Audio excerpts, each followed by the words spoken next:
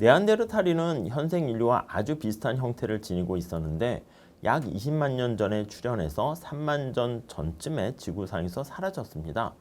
어떤 이유에서인지 갑작스레 멸망하게 된 것입니다.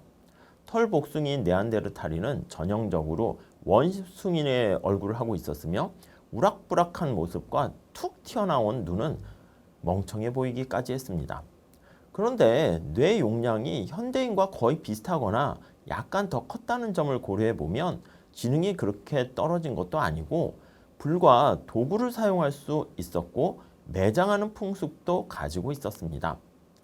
자, 그런데 왜 4만 년 전에 인류의 조상이 등장했을 때 네안데르탈인은 경쟁에서 밀리게 되었을까요? 네안데르탈인이 세상에서 현생 인류가 승리하게 된 것은 매우 신기한 것입니다. 어떤 사람은 인류가 더 우월한 도구를 사용해서 그렇다라고 하기도 하고요. 심지어는 인류가 네안데르탈인을 잡아먹어서 그렇다고 설명하기도 합니다.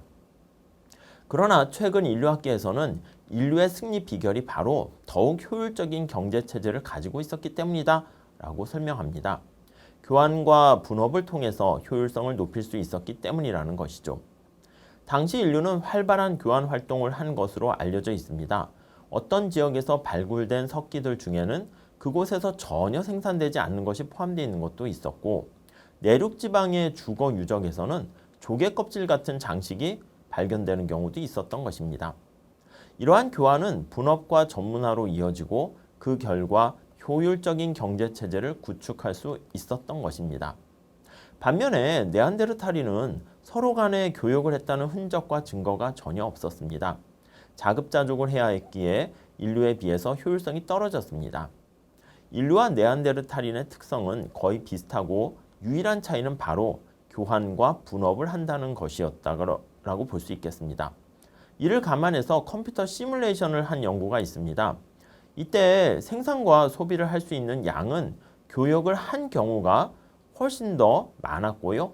영양도 충분히 섭취할 수 있게 되었다. 그 결과 출산율 면에서도 더 높았다고 알려집니다.